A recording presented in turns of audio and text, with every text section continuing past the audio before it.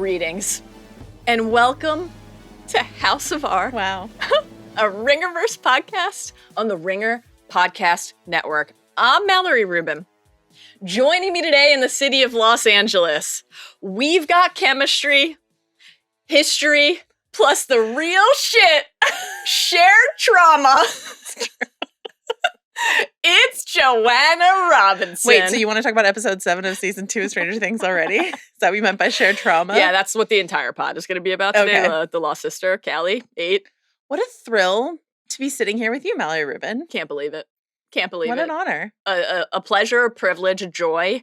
I was told that we would be podcasting on the couch so that we could be entangled in each other's arms the entire time. No, specifically asked not to be on the couch, but just an absolute joy, not only to be with you in the flesh, in person, to be with you podcasting. Welcome back. We've missed you dearly. Every second of every day, every moment of every week, every week of every month. But we get to reunite to talk about Stranger Things Season 2. Yeah. Revisited. Something we were supposed to do Doesn't matter. a month ago. Part of the story is about like the nature of time and Sure. all of that, so it doesn't matter. And then, Yeah. Joanna, Mallory. it is a curse to see so clearly. Murray Bauman taught me that. But what it does help us with is programming reminders. Mhm. Next week, it's happening. What's happening? We will be beginning our Buffy journey together. Last night, you and I talked about Entangle on the couch. You and I spent Yeah. 5 hours Yeah. More ahead of us Thereabouts. tonight. Yeah. on a couch together, watching Buffy season 1 together. Yeah. And it was a dreamy experience, and I can't wait to podcast with It you was about fantastic. Who else was there? Halo. it. Halo. Yep, he was there. Adam was in the other room. Adam was in the other room, but Halo was with us on the couch. Halo was dialed in. He was watching. Thank you so much to everyone who covered for me while I was gone, I should say, and to you for picking up all the slack while I was gone. You did an incredible job, obviously, as always. If anyone listening or watching is wondering, Joanna, why don't you have a list of things that you love about Mallory Rubin ready? Well, do not fret. Oh my God. I have that list ready. We're not going to do it today. I'm going to wait until you and Rob and I are together Oh! on the Alien Pod so I can dish it back Great stuff. to both of you. Will you be coming back to LA next week so that you can do it in person? It's a good question. Something to think about. Something to think about. Something to think about. Do you want me to You're just the live in best. your backyard forever? You have a Okay. standing invite, as the kids say, and as you know, we will also, in addition to Buffy next week, be potting about Alien Earth. So Yeah. that's a thrill. That's exciting. We got a lot of good stuff coming up. We're just hyped to be in the presence of each other. I've missed you. I missed you too. A lot. You're the best, and I love you. Okay. Wait, Spoiler something warning? people should know. What? Tell me. What? While I was gone, Yeah. you sent me a video every single day of you reading me a passage with Halo in frame Yeah. of one of our shared favorite books. Yeah. Every single day, unless you were watching Buffy and then you sent me a Buffy update. Yes. There was one day where I sent you I'm starting Buffy instead, and then there was another day where I just fell asleep super fucking early. Like we're talking 8 o'clock. We're never going to mention it. But you haven't lived until Oh, you've man. received a personal video text of Mallory Rubin reading from like Tolkien or George R. Martin or something else. And then, tears inside my face. If I ever become active on Book Talk, Yeah. you'll just always know that it started It started with me. with you, for you, and you were always first. You'd make a killing. You have such like a dulcet tones. I will say, Tones. Did you hear a little Baltimore? Dance. We were doing a lot of Baltimore accent work on the drive over today. I think that my performance, especially in the early days where I was still shaking off the old COVID, was it was mixed day to day. But you know who never faltered and was given a star showing? Halo. Yeah. He was dialed in. He was. He's the star of the show. dialed in. You think everybody who is sitting here with us today is like, do you think they're going to talk about Stranger Things, or do you think they're like, this is the magic we've missed? Maybe both. Maybe both. It's cat videos of its own kind. Yeah, no, let's talk about Stranger Things. Let's talk about Muse. It's a tough one. Well, it's a good time to issue the spoiler warning before we talk about Muse. Obviously, today's podcast is our revisitation of Stranger Things Season 2. So anything that happened in Season 2 could come up today. We're going to do this the same way that we did our Season 1 pod. Couple very quick prompts and table setters at the start. And then we have our superlatives, our categories. And once again, we have 20. We've just stopped trying to be like, let's do 10. Let's do 12. We're doing 20, and I've 20. in my post, after having been gone You're not even pretending. I had some surgery. Yeah. I'm living life a little differently. Yeah. Smuggles galore. Usually we wait until we're on Zoom for the recording to tell each other, like, I don't know, like a real smuggle city day. You told me this like 48 hours ago. Yeah, I did. That's how I knew you were serious about it. Smuggletopia. I'm thrilled. I can't wait. The more things we get to highlight and share from Stranger Things, the better.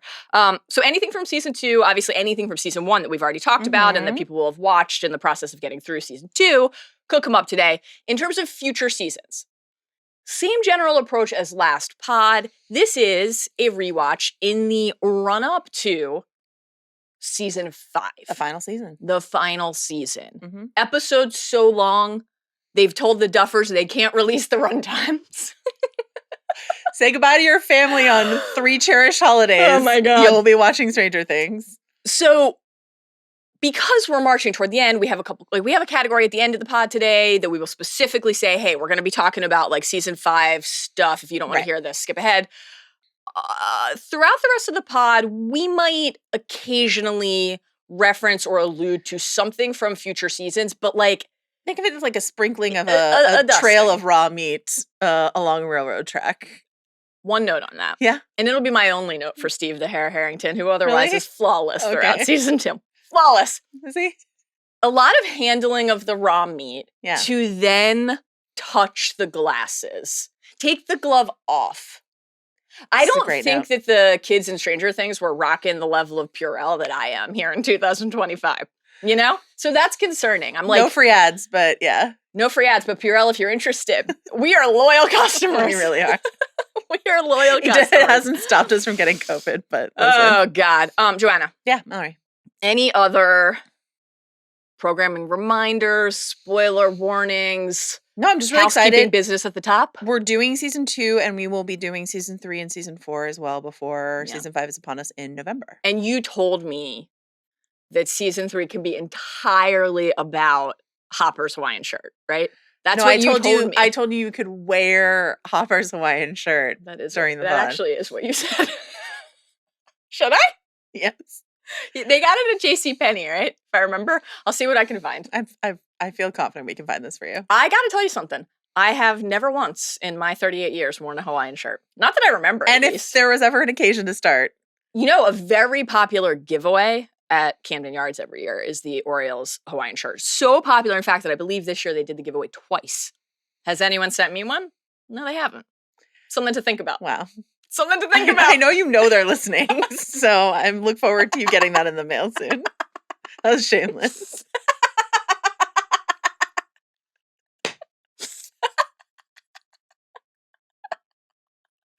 What else do we want to ask for? Oh my God. I don't know. We've mentioned Purell, the O's, going down to the ocean hon. You did some Baltimore accent work. It's the gang's all here. You want to say something about Cran Ras LaCroix?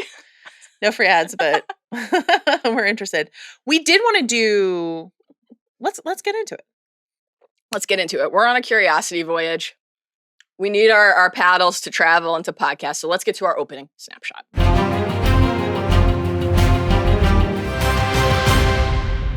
Joanna. It could have been any month. I think in July. July. A month ago. In July, the first teaser trailer for Stranger Things Season 5 came out. Yeah.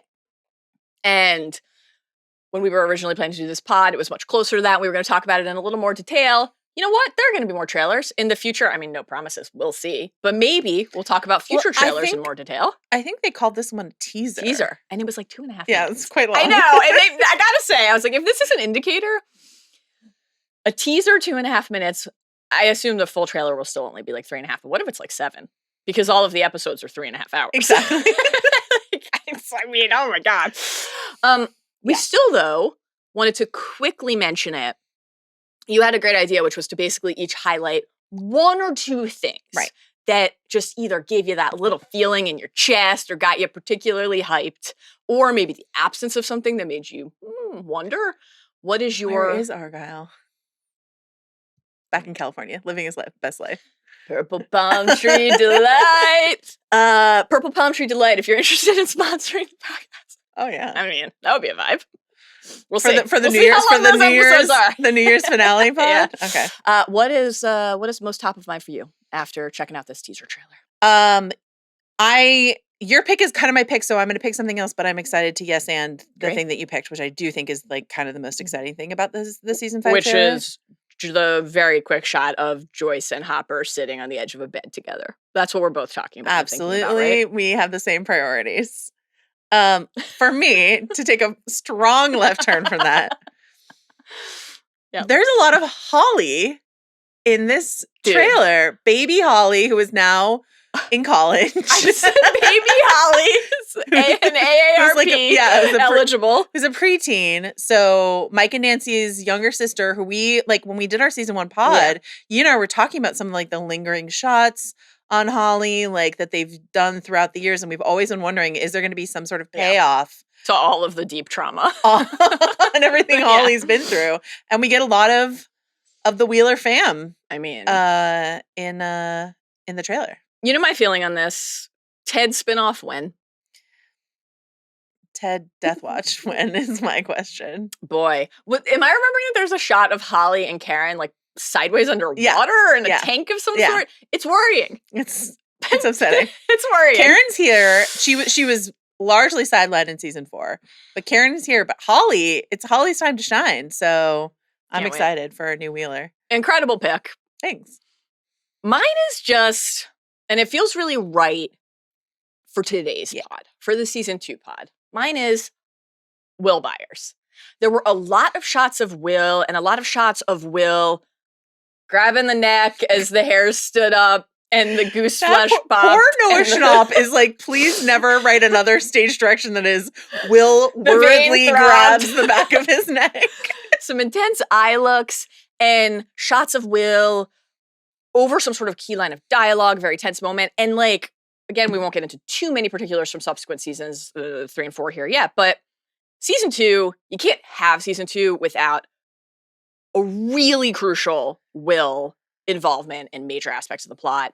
And he just sort of recedes in the story moving forward. Because you and I both done a rewatch through season 4, and now we're going back and sort of rewatching. Yes. And I had the same experience where you rewatch season 1 and season 2, and then Will is like fades in 3 and 4 in ways that are interesting to talk about, like in ways thematically and the nature of growing up and all these other things that are thematically interesting to talk about.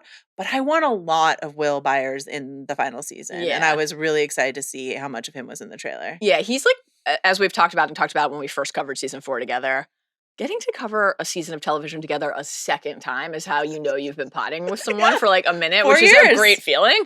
4 years, baby. Will is responsible for a couple of the most like emotionally impactful moments to me in both 3 and 4. But in terms of like his connection to kind of the core plot and mythology, we got to bring him back to the 4, I think. So I thought the trailer promised that and signaled that in a way that I felt I agree. And we're going to talk about some of the new additions in season 2. Like every year we add characters that we care about. Yes. But like, again, to talk vaguely about season 4, but like Eddie Munson, like we were all ensorcelled by Eddie Munson. But I'm like, give my guy Noah Schnapp some more screen time. I think he deserves it. So well, and a better haircut.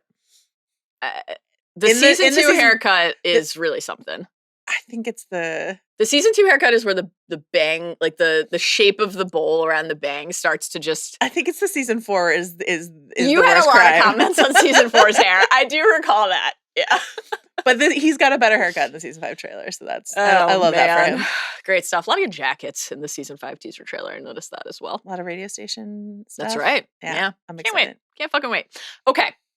Season 2. Let's do a little stage setting. Yeah. Take us back in time. What do you remember about just how it felt after the absolute sensation that season 1 was to anticipate, to be on the precipice of season 2? Here's where I test everyone, including your love for me, which is like, this is, I talked about this in the season. You can't test my love for you. Well, I talked about this in the season 1 podcast. This is like me at my most insufferable, that like, by the time season 2 rolled around, season 1 had like been such an overwhelming phenomenon. You were like, I'm out. I wasn't out, but I was a little like, all right, here we go. And like, I actually think it hurt the show a little bit, like sort of how frenzied people were after season 1.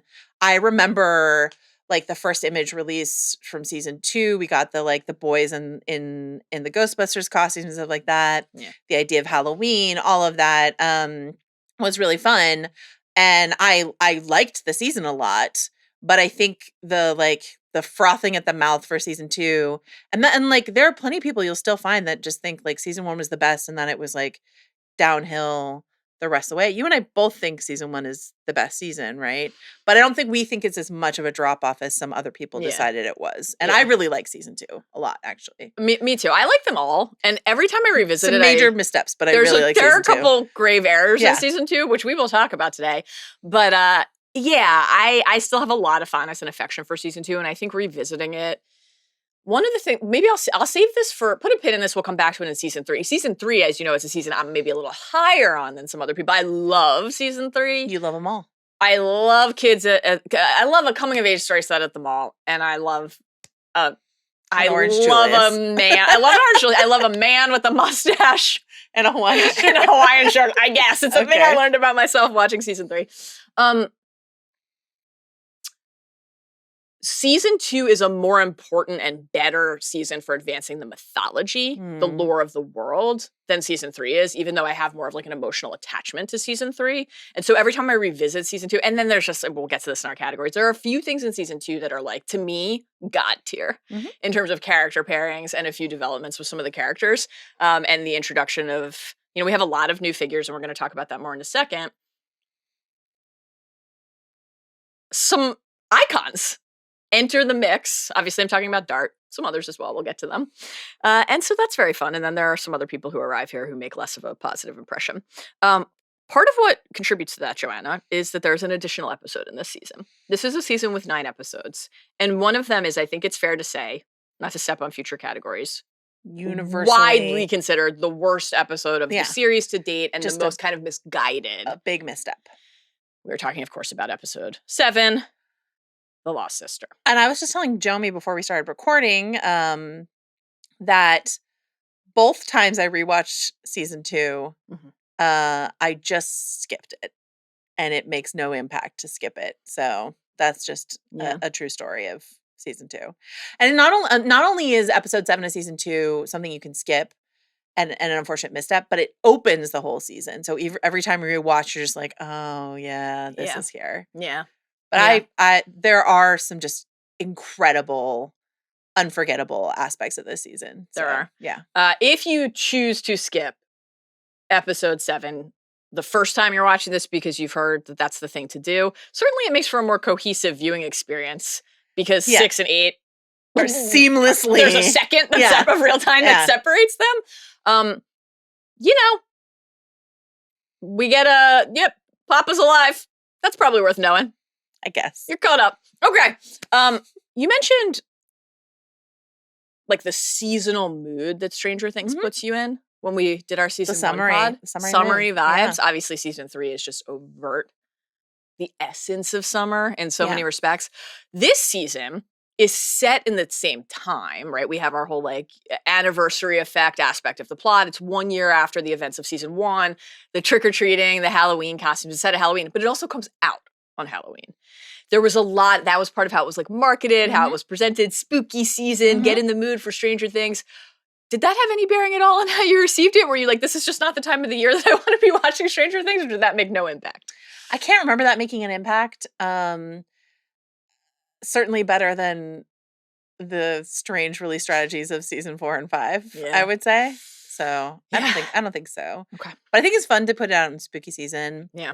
And then Netflix decided to start giving us like Mike Flanagan shows in October, your Wednesdays, except Wednesday came out earlier this year. So I like spooky We're in the thematic. volume era, right? Volume 1, volume 2. It's true.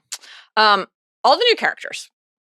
Part of the delicate balance of not only expansion, as you noted, adding different plot lines, expanding the world, the scope of the world, but then as part of that, you start to experiment with who's sharing screen time, right? It's not just like, oh, let's introduce new people and they're in an entirely different part of the show than the people you already have an attachment with. And 2, you have to put them with people we already love. And so part of that can be electric, like, oh my God, here's a new Max is in the group and we're thrilled.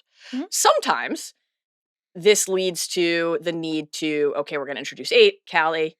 We're going to take 11 and separate her from the group and put her over here. Yeah, not only are we going to like have her leave town for a couple episodes, but she's not even with everyone. She's with Hopper alone for a while, and then she's not even with the other kids until the last 2 episodes of the season. So a lot of egos yet again, though. Sure. What's your stance on the triple decker Eggo extravaganza? Anything you'd care to share with the group? I know how you feel about it. I'm anti I just don't like a lot of sweet stuff on my waffles, actually. I like a savory waffle. Savory waffle. Yeah. Like a yolky egg. Sure. Sounds great. Slice I don't of like ham. syrup, and I don't like at all. No syrup at all. No syrup. Yeah. So this is like piles of whipped cream and I mean, this whole thing, and it's just not for me, but I support everyone. What was your complaint about this that you told me the other night? Couple things. One, the waffles are not cooked nearly enough. The Eggos are too pale. Deeply untoasted. Too pale. Let's get a little crisp on those Eggos. Yeah. We need some syrup. Apologies, but we need more of that. I love whipped cream on a waffle or a pancake. Won't surprise you here. Love. The more whipped cream you can heap on any like breakfast item or baked good of mine, the better. I don't want Reese's Pieces near my triple decker Eggo extravaganza or near anything. Near your life. I'm not you a fan and I of are Reese's united Pieces. On this. I went on the record, had to muster the courage during the ET rewatchables, but it felt important.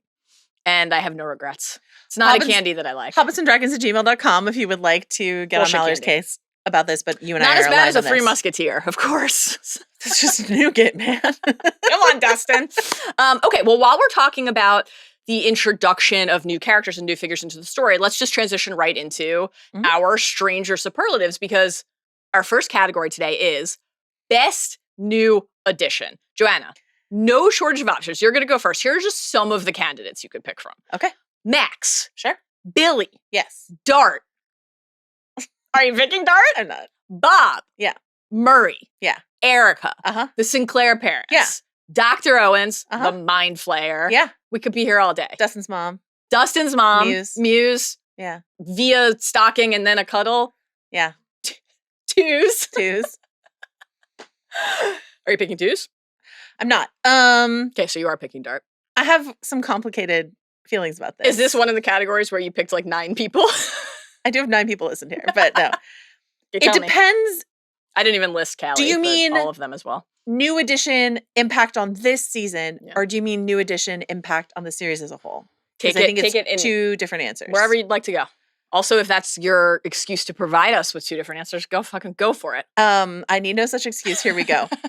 Sean Astin as Bob. I mean, magic. Like, is this season. Magic. You know? And it's funny because when I was rewatching it, having not seen season 2 for a while, I was like, oh yeah, we have to do this whole Bob and Joyce thing because we're delaying the Joyce thing. And then my first rewatch of season 2, I was like, I just forgot how much Bob fucking rules. Bob's great. And then on my second time through it, I was just like, Bob is actually kind of my favorite part of this season. Not really, but like very high up there. So Bob for this season. Okay. But overall, Max is incredibly important to me. So that's my pick. It's got, I mean. But I've got Bob honors coming elsewhere, so I have no notes on either selection. Max, in terms of this season, like, it's great that she's here and there's a lot to talk about when it comes to her, but they really develop her in 3 into 4, you know? And like the Max and Lucas pairing is so crucial to my most emotional reaction to season 4. Yeah. So I think that, Max for the big picture, Bob for the micro. I love that. Yeah. Do you think we should learn to skateboard in honor of Max? 100%. And I actually think we could. I've watched Instagram reels. I don't agree, but no, I've watched Instagram reels of like women learning how to skateboard. Yep. I think this is available to us. I have routinely told myself that I think I could skateboard well, but I'm like, no. You can't. You can't skateboard well right now. Yeah. But basically, there are classes where you like learn while you're just like on the ground without the wheels underneath you. You learn the movements, and then you get on the board, and you're like, "Oh, this is how I do it." Interesting. We can do this. Okay. Should we? That's how I've always thought about learning to surf, right? You kind of like sit, should we also learn to surf? Absolutely. But we need a better tie-in excuse to do it. Let me say this on the skateboarding Netflix presents Joe and Mel learn how to skateboard. Should we just go right to like the 100-foot wave territory? That would be HBO, not Netflix. So I sorry to complicate the presenting idea. I should have worn Vans. Should have worn Vans today in honor of Max. Didn't do it. Next time. Oh well. Pair it with the Hawaiian shirt. Who would be injured first? Me. What bone would I break? Radius and ulna. Oh yeah. Yeah. Yeah. Been there before. Wow. Not skateboarding, but roller skating. So I feel pretty sure. I broke my arm rollerblading and also biking. Look at that. So maybe I shouldn't do this. You said with such confidence that we could skateboard. I do think we can. Okay. I do want to say honorable mentions in this category. Yeah. Dart. Murray. Yeah, of course. Great use of Murray in this season. Incredible. Yeah. You can't spell America without Erica. A great introduction for Erica in this season. Multiple Erica wins coming in season 3 without question. And then Paul Reiser, yeah, as Sam, is fantastic. I'm really excited to see what we learn. I still have some we talked about this a lot in season 4, but questions, and there's some interesting theory fodder with I think around Sam. Yeah, just his history and his. Should we do a Stranger Things theories only pod? Maybe in November, close to. Yeah, should we do that live stream on Thanksgiving Day? Just getting the mindset of only podcasting. We will show off our new skateboarding skills, and we'll do it on skateboards. Yeah, it's a good idea. Eat some turkey and skateboard at the same time. We're in a similar headspace with this one. Elsewhere today, in other categories, I will be honoring Dart, Bob for sure, Murray. I have a lot of Erica love coming in season 3 for sure. Today, I am going with Max. Kind of I want to say an assist from Billy, who I do think is a strong season 2. I really disagree. You don't like Billy? I don't like Billy in this season. I love how he's used in season 3 and the payoff in season 4. I think it's impossible to separate that now on a rewatch, because we feel where we're going. But just he's so loathsome, and then you get the little what a sad hurt people. Yeah, exactly. It doesn't work on you. I just think they took too long to give us that information. To give us any empathy. We needed him to be not as racist, not as weirdly bullying, all the things that he does that are so hateful. I do not root for Billy. No, I know, but we needed some. But his presence in the season, I feel we needed useful. Some humanity in him a little earlier than we get, and then you're I should feel sorry for you, but you've been an absolute menace to society for most of the season. Think about how much earlier it would feel if you didn't have to go on a side quest to. Guess what? Good news. I don't in my rewatch experience. I think the conversation we're having about the specific balance of ingredients when you introduce new characters, obviously that's something to think about and take seriously across the entire ensemble of a show like this. No place is the delicacy of the dance more crucial than the party, right? The main group of kids. Yeah. And to have pulled that off and nailed it with Max, where now we can't even think about that central group without her. You and I were looking at some Stranger Things merch, and there was some old merch on this list that we were looking at, and they had a shirt that had 11, Mike, Dustin, and Lucas, because it was from season 1, and we were you can't. Fuck no. Max has to be on there. There's no group without Max. Exactly. It's impossible. Max is so cool. Max is so funny. Max is sensible and smart. Max is empathetic. I love the little Mike is such an asshole in this season, which we'll obviously get to, but I love that Max is able to stand up for herself and challenge everybody. Guys, this is fucked up that you won't let me in the room. You treat me like shit. Right? You treat me like shit. Really good moment. Max is also then able to still find the grace in her heart to say to Mike, Elle seems really awesome. You know, Max just hits all those notes. It's Max only because Max doesn't know that Elle used telekinesis on her. Felt like a magnet pulled my board. That'll be when we learn to skateboard what I say, except through your broken teeth. I just will have fallen. Elle will not have been actually responsible in any way. Quietly, one of my favorite Max moments is very early. It's the dropping the note in the trash can. Oh, that's so good. Iconic. But also just her introduction to them, for them to go to the arcade. Mad Max. Who's Mad Max? to have her show up in the classroom and to have like when she sits in the like slouches down in her seat in the back and all 4 boys like turn their heads to look at her. It's incredible. It's really good. I just turned this way, away from the cameras, which reminded me of House of the Dragon. Quote! Yeah. Memories. Remember. Memories. We're being watched. Max, my fellow COD, my fellow child of divorce. You know, love that. Max is brave. Max is just there in the thick of it, like ready to fucking roll and rock. I just think Max is awesome and I love her. And I'm glad she's here.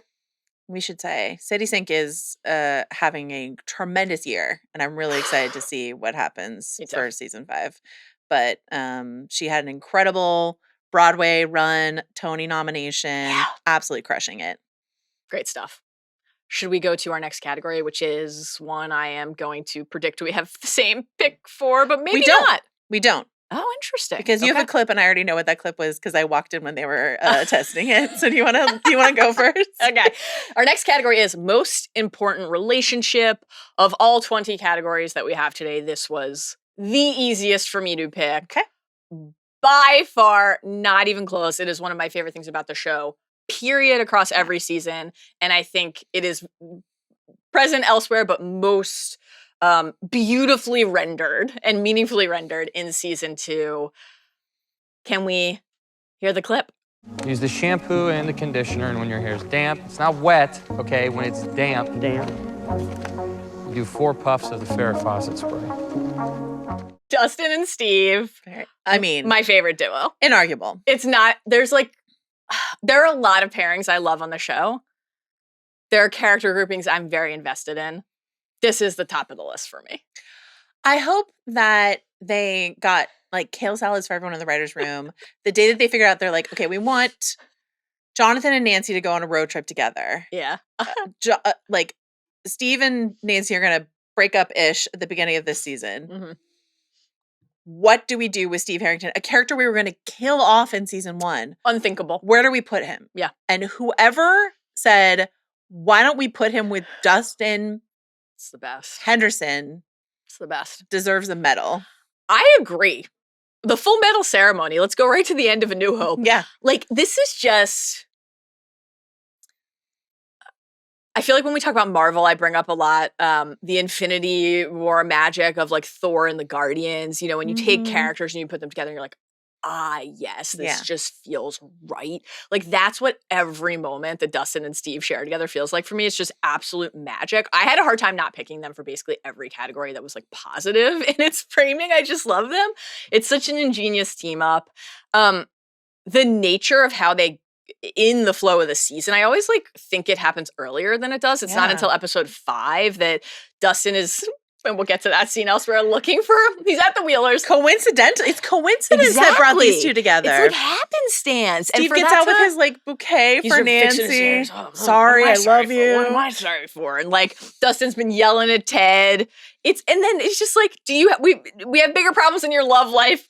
You still have that bat. What bat? The one with the nails. Let's fucking go. And then immediately there's that like trunk shot of him opening the trunk and tossing the keys without looking to Dustin. I rewound it like 4 times. It's so slick. Good. It's so good. Very The dart hunt, the cow meat train trail, the bonding along the way, talking about how to woo a girl. And there's this like, there's just so much comedic potential, but also like the potential for something really heartfelt in their experience gap, right? Very vulnerable. It's really sweet. Yeah, because you go from like the kind of bravado of like, we'll just like make them think you're not interested in, to like this description of electricity, like sexual electricity, right? Which will come up later. And then you have the just like the tenderness of like, she's just gonna break your heart. You're too fucking young for that. He doesn't say fucking because it's Stranger Things, but I said it. And he just calls like, the boys dickheads later. Yeah. Oh yeah. I got that coming in another category. Great moment. And then of course we get the hair care advice, which is genuinely like I think one of the best moments in recent television history. It's just perfect. And then like the refusal, it's not just, we had this great thing on these train tracks. Doesn't leave Dustin's side. Like when Nancy's like, well, I can't go. I'm like, Steve's like, I might be a shitty boyfriend, but I'm a pretty good babysitter. I'm not leaving these kids, right? And he stays with them. And then the best touch to me is that it goes beyond that. He takes Dustin to the snowball. dance. Like, that is just where it goes into that pantheon tier to me, where it's know. like, oh, they're in each other's lives. Yeah. And I just love They're it. I think they're great. They're trauma bonded. It's There's very important. Trauma bond. So yeah, that's my pick. Easy one. Who do you have? I can't argue with your pick. Yeah. It's very important. Yeah. But I think based on, I picked my grouping. Okay. Yeah. Yep. Based on some of the side conversations you and I had about Will. And I will say, Yes. first I just had Jonathan and Will, because there's the early scene when Jonathan comes in and asks him, like, Yeah. do you want to be Bowie? Do you want to be Kenny Rogers? You know, you're my best friend. There's just like this beautiful, and like thinking about season 4 and Will and Jonathan, like it's very, Oh, yeah. Jonathan Byers is like, his stock has risen the most for me on this rewatch. I used to have a real really Jonathan like him. Byers problem, Yeah. and now I don't. Mm-hmm. I love him. Yeah. But it's Joyce and Will and Jonathan and Will and Mike and Will in the sequence that we get at the end when they're all just like, remember when this happened. I have remember that when we in did this. another category. But yeah. like, their connection great. to him, and like Jonathan, and that's true for all three of those characters in season 1 as well, right? Mhm. Like Joyce's whole thing is, I'm not going to give up. I know he's out there somewhere. You know, Jonathan really cares that Will is missing. Mike is driving the search for Will and stuff like that. But that sort of the plot hinging on this moment of, I know you, I can find you in there. I can hold on to you. Yeah. That, and especially given, I would say, the gentle critiques we just shared of season 3 and 4, which again, like with Mike and Will, this is growing up and stuff like that. But when you're talking about slotting characters into different groups, separating Joyce and Will, or, you know, separating Mike and Will in very significant ways that are more character driven, you just don't feel that the way that you feel him as like the spoke at the center, you know, like, no, he's the hub at the center of the wheel, you know, and it's just like, matters a lot. So everyone, those three around Will Byers would be my most important relationship. Can't argue it. I have both of the things you just talked about, the Jonathan Will conversation about being a freak, and the let me try to pull you out of the mind flayer's control. Both of those coming in other categories. And I would say, like, they're so important. Bob reaching out to Will in this season as well. And I have some notes for Bob on the advice. Something that, and then something that completely disappears is like Hopper's connection to Will, which completely disappears in later seasons. And so, it's here though in season 2. It's very important. It's great. I always love, it's like one of the things that I don't find myself thinking about when I'm away from the season, but always really love and appreciate when you return to it. Just that Will, because we think so much of them as a group, but Will choosing to tell just Mike first what is going on, you know? It is like that Mike, cementing.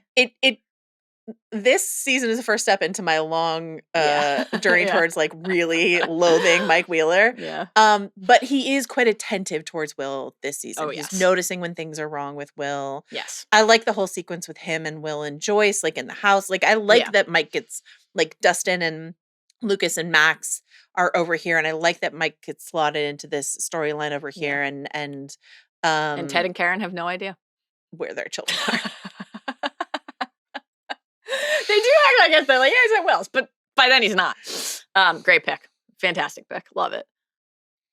Let's go from the feels to the laughs. Our next category is funniest moment. What do you have here? This is, I think, the funniest thing that has ever happened on a television show. Oh, God. I have a clip. Let's play it. Whoa. Jonathan, how was the pullout? I'm sorry. Yeah. Yep. So, Jonathan, Murray. how was the pullout? For those who haven't rewatched recently, we should say, after an evening of vodka, Jonathan is supposed to be sleeping. And water. to dilute it. So it's fine. It's fine that he's plying these high school students with booze and telling them to go fuck in his guest room. And Murray has been trying to urge these two, because of their sexual electricity, their chemistry together. Mm-hmm. Jonathan was supposed to be sleeping on the pull-out couch. He was, indeed. That is not where he spent the night. He spent it with Nancy. And so, Jonathan, how was the pullout is incredible. A top-tier gold star line. I have a few backups, but that is my number one with a bullet. It's fantastic. I this is where we have a pattern developing. I have that in another category. I have your clip, your clip in another category. This is fun. Okay, I had kind of like a few contenders for this one, but I ultimately I probably should have picked this as a clip, but I didn't, so I'll just say it. But not as well as Steve the Hair Harrington as Joe Keery. When in episode 8, The Gate, this always makes me laugh. When Billy is looking for Max, and he shows up, he's like, "Is that you, Harrington?" And Steve, kind of in the shadows, walking from the front door out, says, "Yeah, it's me. Don't cream your pants." Like, really there's good. just the way he says it. Really good. It kills me every time. It honestly, it's very funny. It's very amusing. And their dynamic is, entertaining across the season. Plant your feet. The way he says that, I'm like, he's going to be like a movie star one day. Like, I remember thinking that watching it. He just is so good as Steve. I'm waiting. Do you think well, no, because he's made some interesting choices. Great on Fargo. Fantastic on Fargo. Yeah.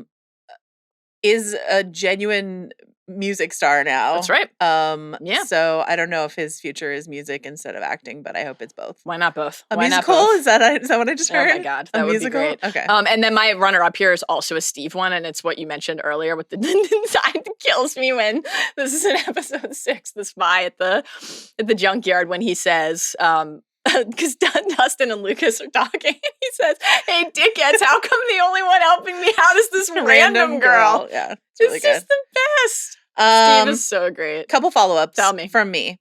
Hit me.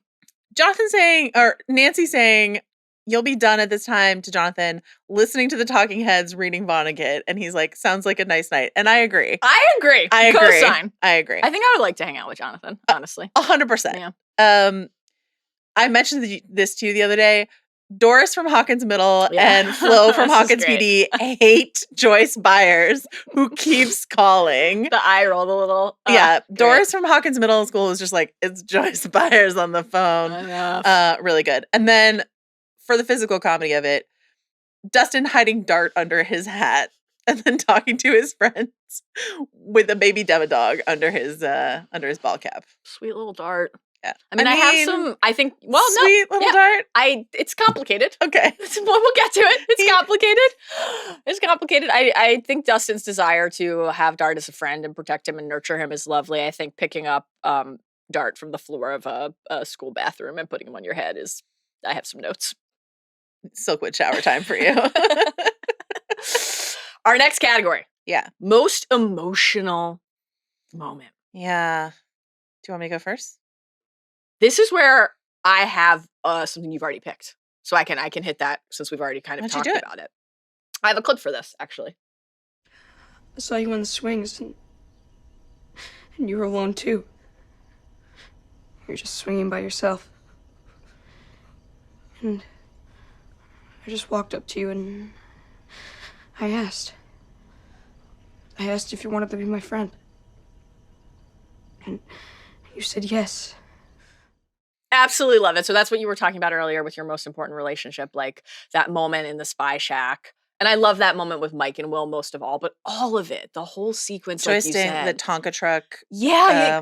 And I told you we wouldn't be able to afford another one, but she was sad and you wanted her to have it anyway. Or like Joyce talking about his drawing. Oh my God. And hanging the rainbow ship. Yeah, and the like crayons. Jonathan talking about playing the Clash. Or building Castle Byers in one night when Dad left, like Mike's invoking this legendary D&D campaign. Like you said, it's just like the idea that the thing that they can use to pull Will out of the Mind Flayer's control is the depth of their history with each other and connection to each other, and then specifically like knowledge of each other and understanding of each other. Like, Joyce isn't just like, "I'm proud of you for anything." It's like a thing Will loves and is good at, right? The drawing. And like, I think that moment with Mike and the look in Will's eye where you can just feel that he is there and trying to reach him. And then that's when he starts to tap. That's when he starts to like tap the Morse code and say to them here and try to communicate. And they kind of like ratchet up into the next gear. It's just so good. And no matter how many times I watch that, it really does get me. Like, it chokes me up every time. It's just so lovely. And like, you feel the authenticity of the bond between these people when you watch a scene like that. And like, that is ultimately what drives the story. So I just love it. What is your most emotional moment? Is it Dart's death? With love and respect to Dart, no. It's Bob's death. Yeah. It's Bob dying, which actually like takes me by surprise. Like I know it's happening every time. You know kind of when you meet the character that it's going to happen. Yeah. But it's Bob dying, and then the vicious way that the show just like goes back to his dead body being mauled. I know, they're gnawing on him. Is horrible. Yeah, the overhead lingering shot. Yeah. Bob, who, I don't know. I have a lot more to say about Bob, but yeah. That is really sad. In terms of the pacing and timing thing, every time I rewatch it, I'm like, oh, this is earlier in the episode, in the penultimate, than I remember it being. Breaks my heart every time he knocks over that broom. And then the look back at Joyce. Yeah. Pain.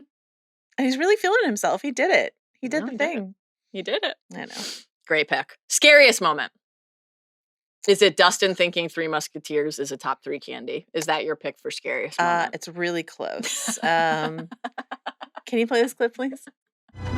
Guys!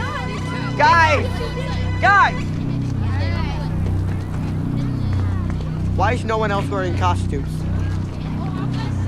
Terror! Absolute horror.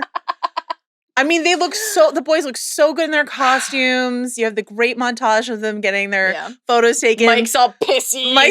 Lucas is doing incredible pose work. Yeah. Like, they look great. They have their whole like fight about which one of them is which Ghostbuster. It's really, really good. And then Dustin's like, we're the only ones not dressed up. I do have a note for the boys. Tell me. Yeah.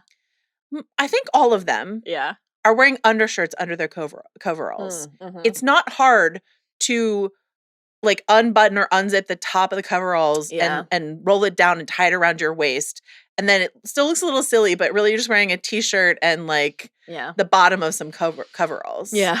Like that option is available to them. I'm glad they didn't. I'm glad they wrote it out. They didn't write it out of like pride. They were just like, we have no other options. And I'm like, you have an option. I like when Dustin and Lucas are like, should we talk to Max? Talk to Max. Like, does she like? Of course she likes Ghostbusters. Of course. Yeah. And my favorite moment in that whole stretch, other than the moment you picked, which is perfect, is just when are these things decided? Like, it's a conspiracy. Yeah. And it takes you back to feeling that way when you're a kid, right? When like suddenly something's different about like how people behave in your age group, and you're like, wait, what? Yeah, everyone dressed up last year. Are we this old now? Yeah. You're on you have set a high bar for scariest moment 2 pods in, because your pick in the first pod was obviously just took the world by storm with Jonathan taking Nancy's picture. That's Jonathan's lowest moment. Oh my God. It's nothing but up for my God, Jonathan from there. I've got some notes for Jonathan in season 3. He's got some. Believe Nancy. Yeah. Please. Exactly. Yeah. Not a very good co-intern and not a very good boyfriend there. I agree. But fantastic stuff. This makes me so excited for your picks for scariest moment in 3 and both season 4 okay, so this is something we will talk about when we talk about Buffy next week. Yeah. But this idea of like taking the scary things of being a child or being a teen and making it into like literal monsters and stuff like that, you know, and that's what Buffy does so well. And so this is like that moment where it's like scary shit's happening, and also no one else is dressed up for Halloween. No one else wore costumes to school. Great shit. Great pick.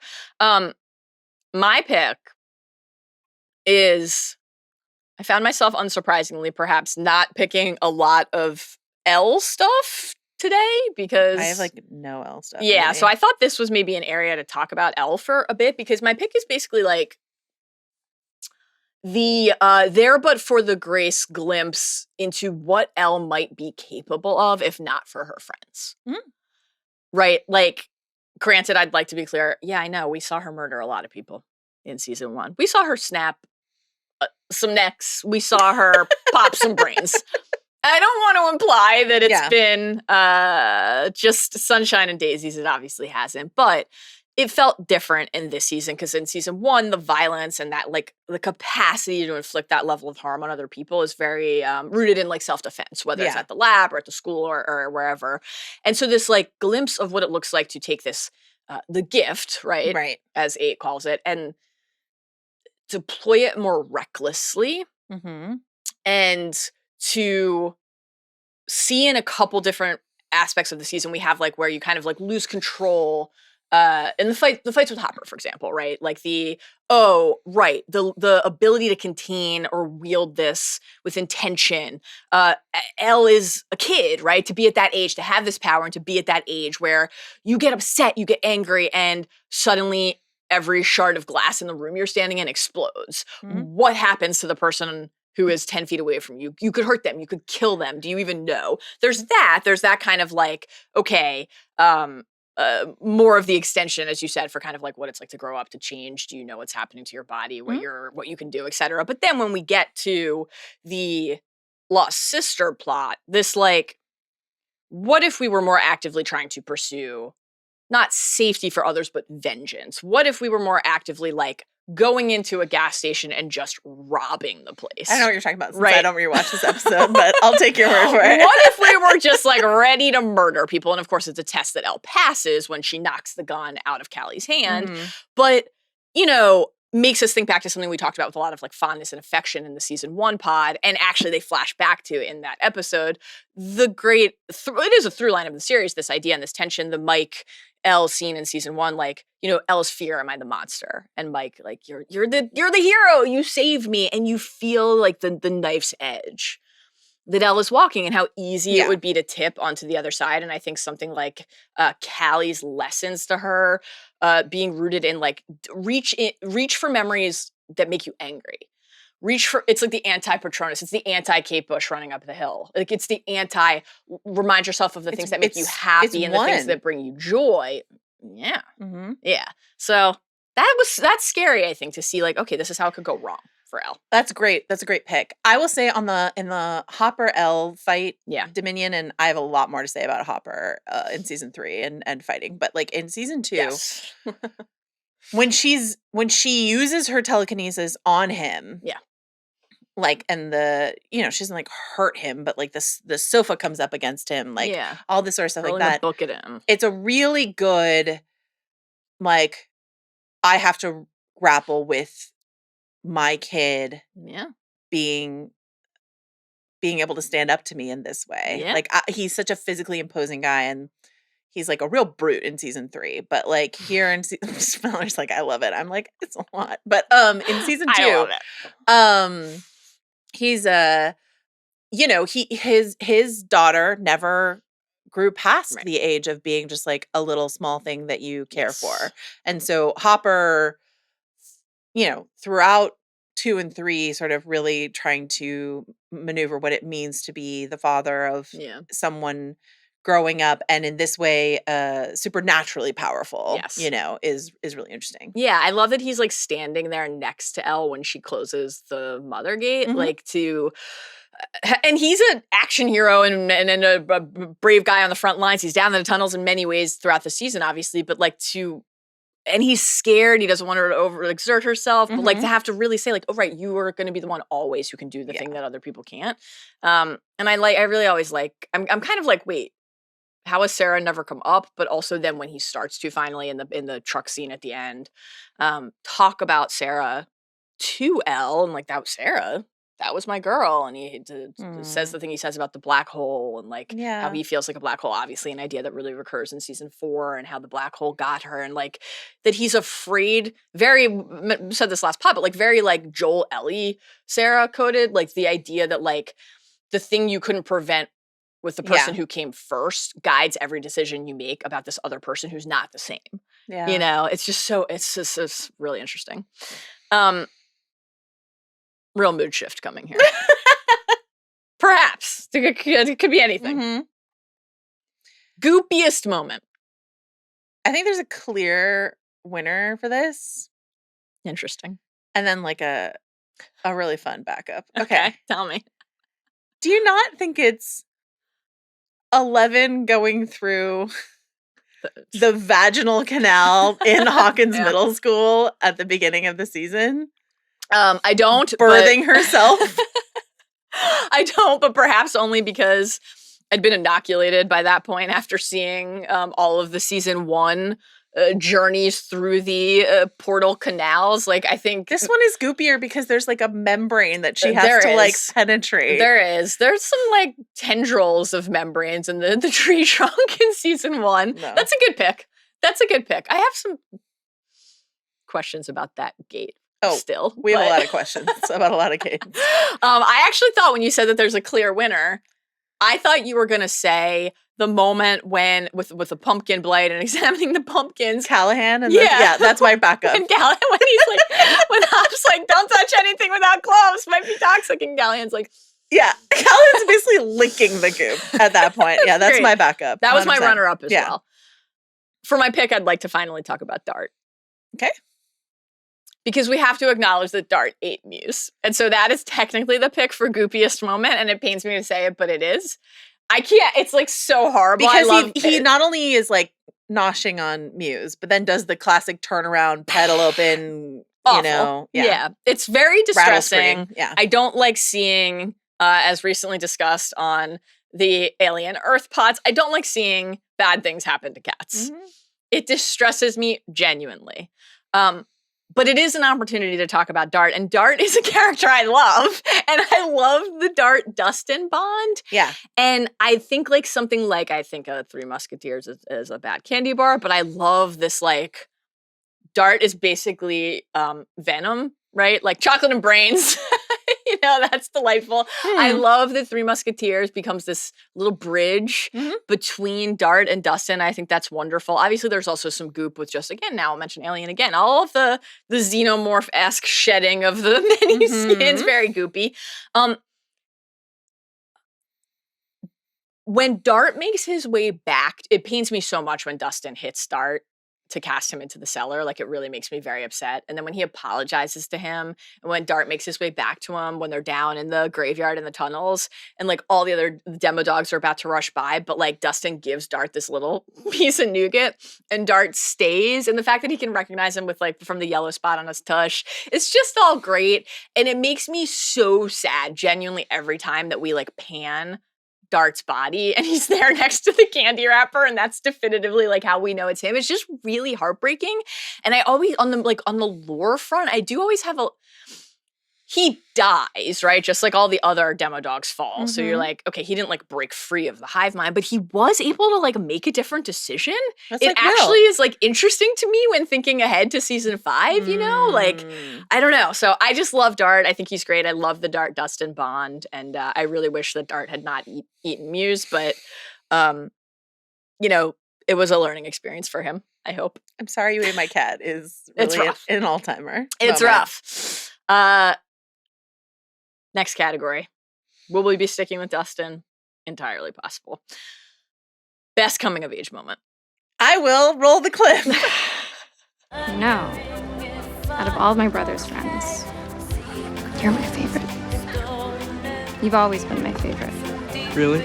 Yeah. Okay, Nancy Wheeler asking Dustin to dance at the snowball after It's the best. Dustin shows up with Steve. Yep. With an incredible new hairstyle. Yep. Looking great. Looking great. But it's Lucas and Max all the way, not Dustin. He is crying on the bleachers and Alone. trying to pretend that he's not. Nancy Wheeler, not my favorite character, in one of her greatest moments. Historic and heroic. Sees him, comes over and asks him to dance, and he likes trying to pretend he's not crying, and I start crying. And then she says this lovely thing to him. And I just thought, like, you know, being alone at the dance, no one's dancing with you at the dance is a real potent, like, middle school feeling. And then Definitely. someone dancing with you and it feeling like I'm safe, I'm fine, everything's great. And Nancy giving him this gift of like, you're going to clean up. Yeah. You just got to go to summer camp, my guy, and you'll be Exactly. fine.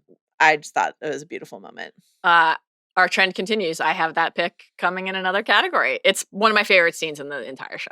I really, really love it. I think it's wonderful. Stacy can eat shit. Yeah. That's my note for Stacy. Eat shit and die, Stacy. Too bad it wasn't Stacy who got crumpled in the Munson trailer.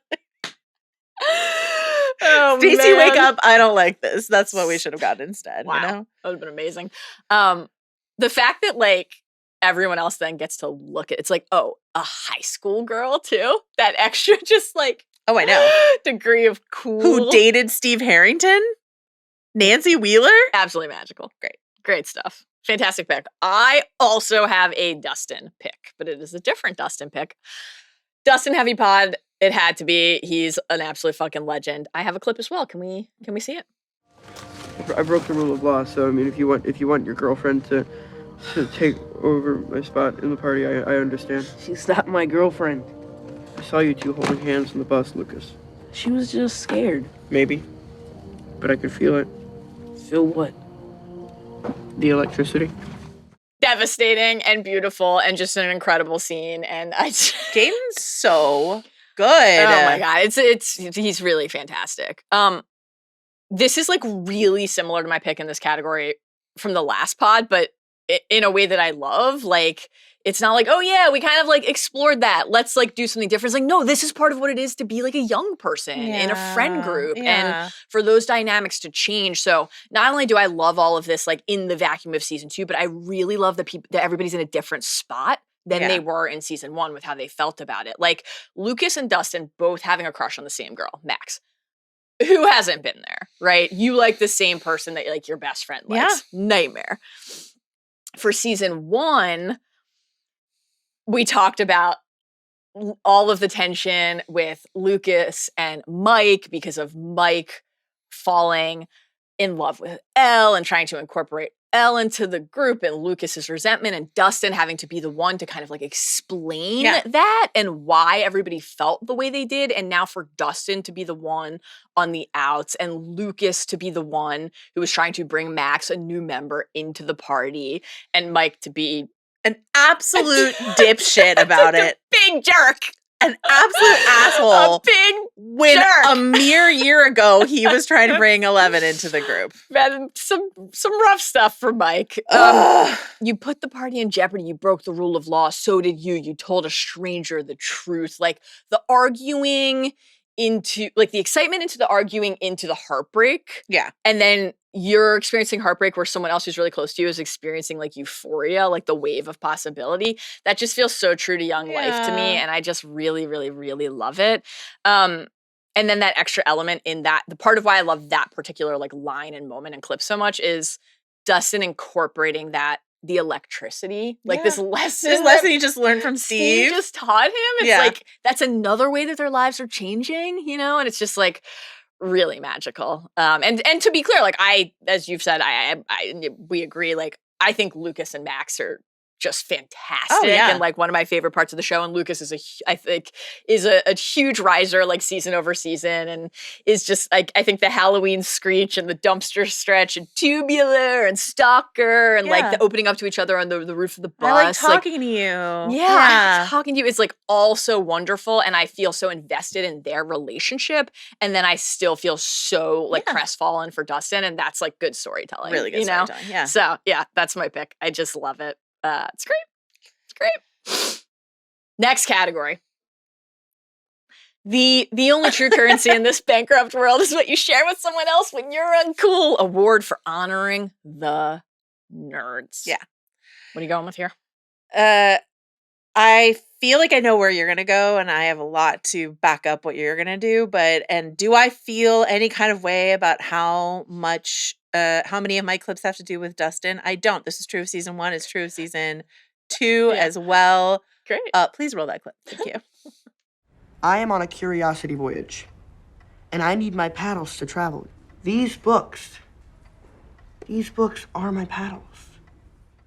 Great. That is Dustin at the Hawkins Library. You've already mentioned that quote a couple times because you loved it too.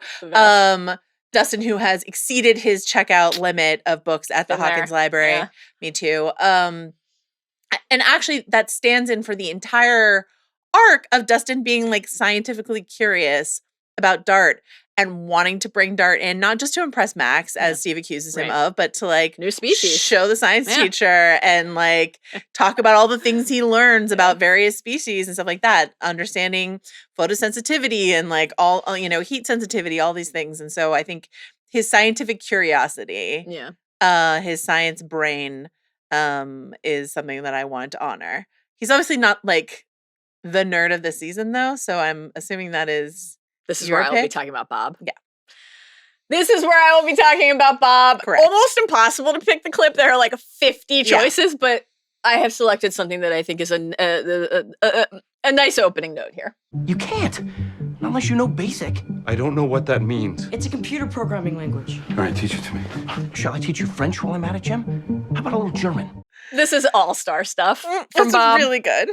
And Bob Newby Superhero is, I am with you, one of the best parts of season 2 and one of the best parts of the show so far.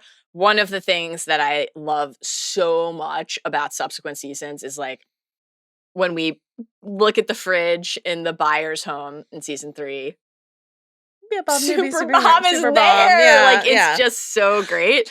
Our beloved Sean Astin kills it in basically every single scene that he's in as Bob Newby. It's just perfect, brilliant casting. I think, like, I'll speak obviously for myself as a genuine, passionate Hopper Joyce shipper, but I think a lot of other people feel this way too. Like, you are shipping Hop and Joyce, and so we have to, when Bob enters the picture, not resent him. Right. Which is so hard to pull off. It's just amazing.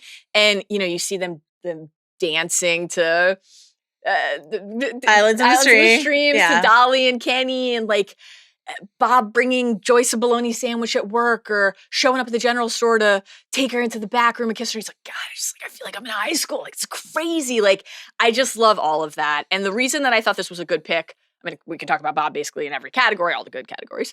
But the reason that I really wanted to hear in honoring the nerds is for a couple reasons. Like the fact that Bob is smart, Bob the brain.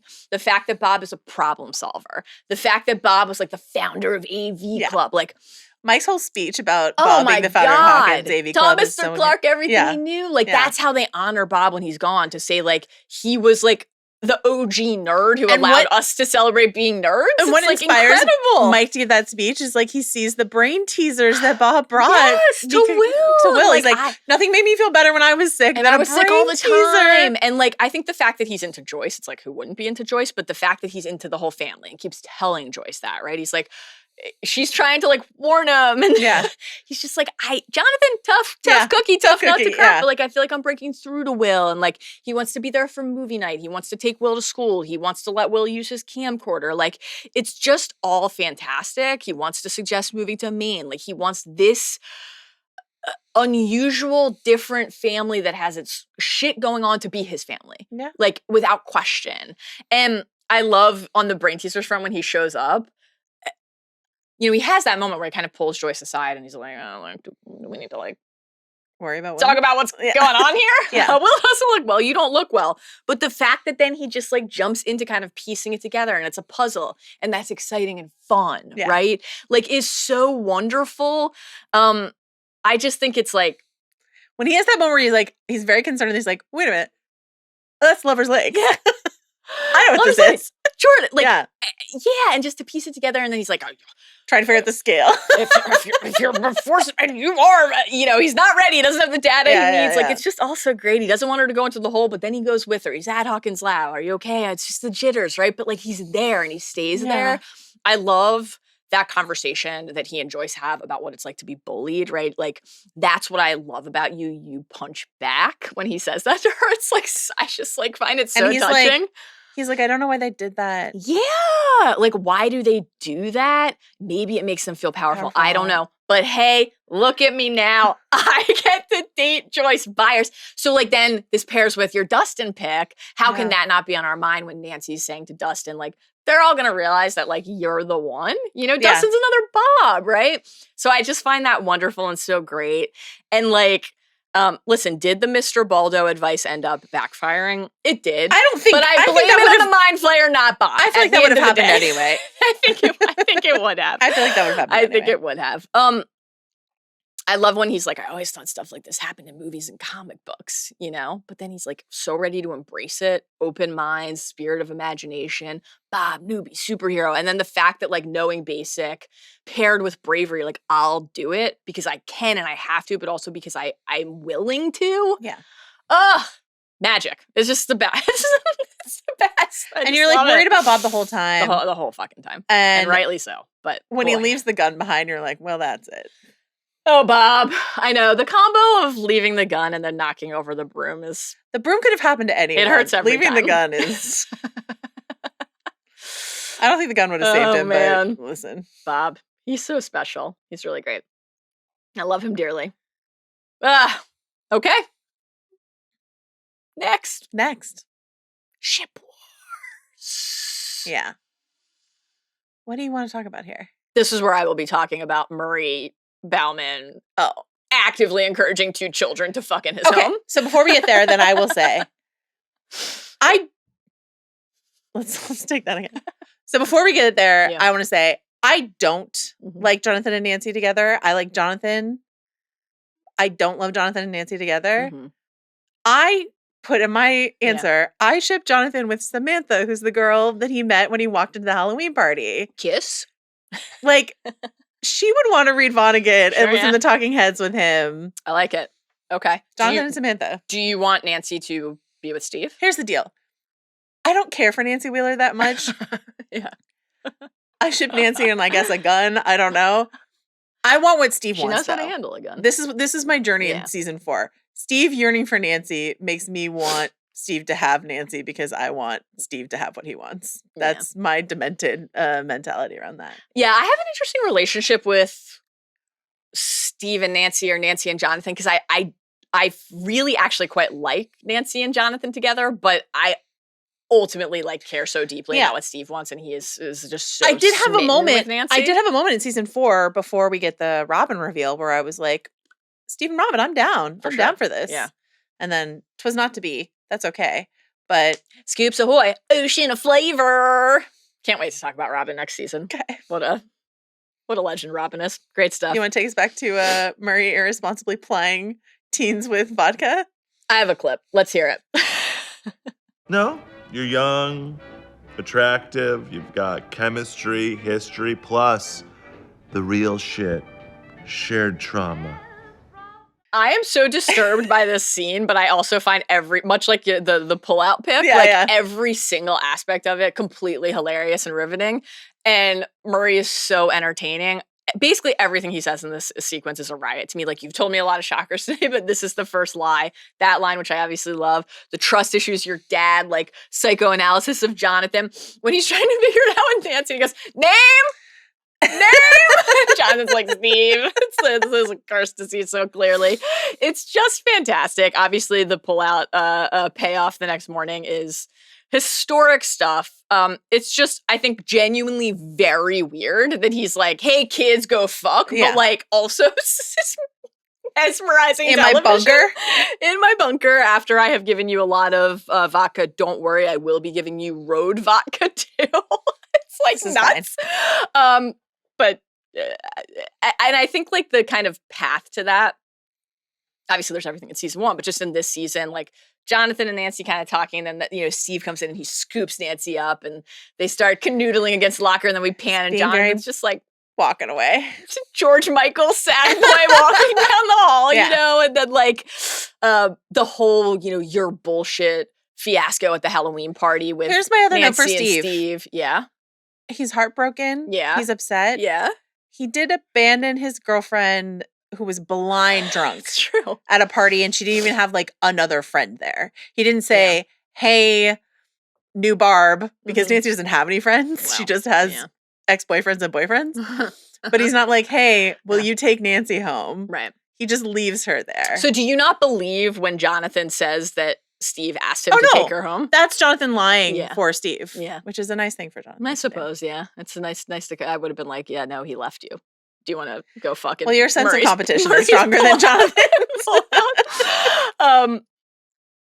When Nancy and Steve have the conversation the next day in the alley, and Nancy's like, where were you? I was late to class. And then Steve's like, that was your other boyfriend, Jonathan. Yeah. It's just, boy, active stuff on the ship wars front with but they with didn't officially break up before Nancy had sex with Jonathan. Nancy, they were on a break. I guess they were on a break fodder, don't right? like it. Everybody thinks that Nancy and Jonathan are kind of like undeniable on the chemistry front, right? Like Owens, when they run their whole gambit to get him to incriminate himself in Hawkins' lab very easily on tape. He's like, oh, how long have you guys been together? When they check into the hotel, there's the great, like, gum smacking single or double sequence. Sure, like, everybody thinks that these two are gonna fuck. They have the sweet moment, like, comparing their hand scars. I always am like, I waited, only like a month. Tough moment for Jonathan there, I think. Yeah, only like a month. Very tough. On the Steve front, I think when he tells Dustin that Nancy's different, not like other girls, it's just like, he loves her. He's smitten. And then the thing is, Steve concedes ship wars at the end of the season. Like, he's like, you should go with Jonathan. Like, Nance, it's okay. You should go. He concedes for now. For now. Yeah, it just would have been nice if they had that conversation before she had sex with Jonathan. I agree. In a guest room somewhere. I agree. Murray Bauman did not care about that. Nancy, you suck. Murray Bauman did not care about that. Okay. Best quote. This is a meta moment. Oh, I don't know that it's the same. I don't know why you gasped, though. Well, because of the description of meta, I feel like I know what it is, but we'll find out. I don't think so. Maybe. It's Max. Yeah. Oh. Talking about season 1 of Stranger Things. Of course. Okay, great. What else could be described? I don't know. I don't know. Sean Astin saying, "Where's the ex buried treasure?" Sure. Yeah. Max says after Lucas tells her what happened in season 1 of Stranger Things, she says, "It's crazy, but I really liked it. I mean, it had a few issues. I just felt it was a little derivative in parts. I wish it had a little more originality. That's all." So a fun little move from the Stranger Things writers team acknowledging some of the critiques that people had of the show. I almost picked that for my funniest moment, but really I decided to save it as the setup for our favorite pop culture influences category. Great stuff from Max there. My pick is something that you have already talked about today. It is the episode 1 Mad Max moment between Jonathan and Will after Jonathan comes in and sees the zombie boy drawing and asks Will, zombie boy is a new character, and then realizes like the Will is being bullied, that this is what kids are calling him. I have a clip. The thing is, nobody normal ever accomplished anything meaningful in this world. You got it? I just love them. Yeah. It's very sweet. They're great. Jonathan is such a good brother. And then they have that shared little moment when Bob comes in. He's like, "Mr. Mom, yes!" And I love Kenny Rogers because then they have the whole like Bowie or Kenny Rogers. Yeah. Like, I love Kenny Rogers. It's just all great. It's like really sweet, gentle eye roll over Bob. Do you want to be normal? Yeah. Do you want to be just like everyone else? Being a freak is the best. A little stray in the middle of this really heartwarming exchange when Will's like, "Is that why you have no friends?" I have friends. He doesn't.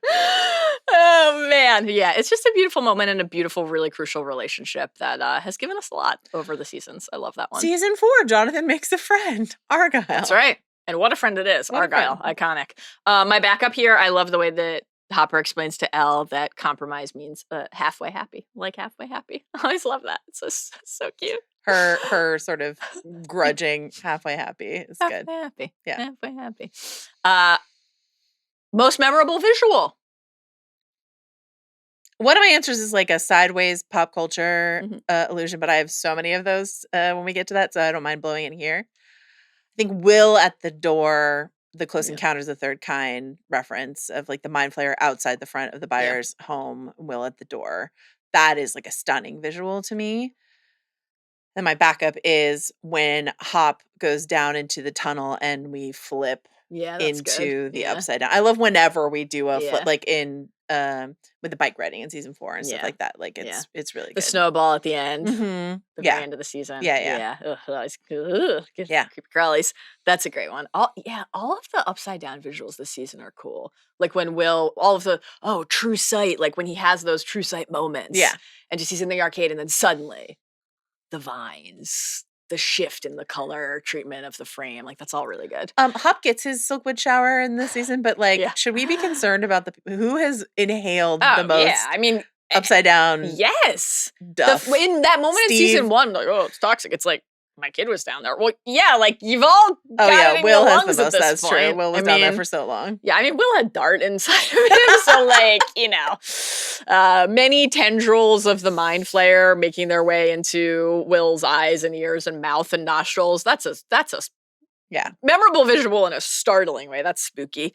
I kind of had a tie here. I had a hard time picking between two. I love Will, the way that Will's map of Hawkins, the vine maps, the drawings. That was one of my considerations, yeah. Like, because for a couple reasons. One, similar to what we were talking about earlier with like Joyce celebrating Will's drawings, like the fact that she's like, okay, you can't tell us, like communicate in a way that I know. Yeah.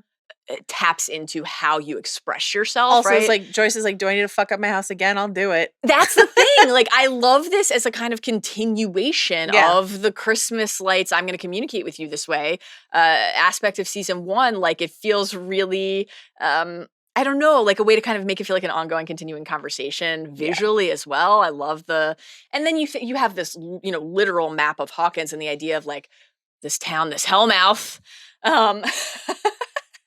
And then the buyer's home as a seat of all of this activity as well. So keep deploying it that way. I always really love. And then my backup, or I guess like 1B to the 1A, is when Elle is closing the mother gate. First of all, just the size and scope and scale of the mother gate, like it's this huge raw wound, right? But when you have that on the left, that bright, like glowing pink on the left, and then you have this just little 11 here on the right, and this with Hop. With Hop on their little platform, casting out, and like the idea of somebody so small challenging something so big, obviously a thing we always love. And then I also like too when you can just see the silhouette of the mind flayer. It feels very connected to me to that season 1 moment that we talked about last pod that I love. When Dustin is describing reading the D&D like definition of the veil of shadows, like when they visualize for us that idea of like how thin the veil is between the worlds, I just always love that. So that's a really cool one too. Do you think season 5 will end with Elle and her hand out screaming at whatever the threat is until it closes or pulverizes? I was thinking a lot on this rewatch about some of your I can't keep getting away with it. your theories from like our original season 4 on about 11's fate, which feels the Lyra theory. Yeah. Okay. Favorite pop culture influence on this season from any decade? Favorite, most notable. Yeah. The one you think about the most when you're watching. Take it any way you'd like. I put all of my 80s stuff in the next category that we're going to get to. So this is my pick for a non-80s reference. Yep. Will you play this clip, please? If there's a power outage, the building goes on full lockdown. Can it be unlocked remotely? With a computer, sure, but somebody's got to reset the breakers. Where are the breakers? Breakers are in the basement, 3 floors down. Did somebody say Jurassic Park? Also, Jurassic Park comes up in the season 5 trailer. Overt Jurassic Park. Yeah. Reference Raptors there, in the kitchen. Yeah. I just rewatched Jurassic Park, but every time I've watched this season, I've just been like Leo pointing at the screen, like this is a Jurassic Park moment. Reset the breakers. But yeah, I love a Jurassic Park reference always. So great, perfect stuff. film, perfect movie. I was just thinking I'm due for a rewatch of the original after watching the very flawed Rebirth. Also on the Jurassic Park front, Steve gets clever girled in the junkyard as well. Yeah. So it's everywhere. That's a great one. Obviously, a lot of Ghostbusters, a lot of Alien this season.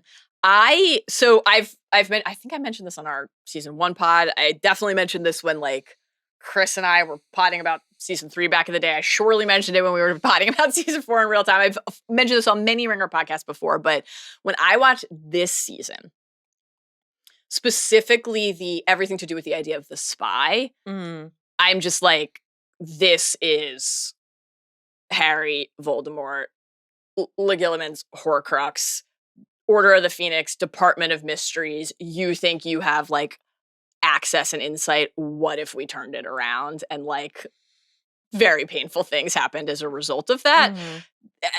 I've never seen, I don't know if the Duffers have ever like said if that influenced this in some way, but this I've just read, but that just feels like what this is. It kind of like beat for beat, basically. What if he figures out we're spying on him? What if he spies back? Like that's what that is. So yeah, that's like I think impossible not to be thinking about. I think there's other I think there are other, I don't want to get into too many like spoilers for future seasons, but there certainly are other like Horcrux and Horcrux adjacent aspects too to the idea of like the tether. Oh, absolutely. For sure. So that I think just further cements the idea that maybe the Horcruxes and this idea of like a mental pathway and connection is on their mind. Yeah. And influencing in some way. Yeah.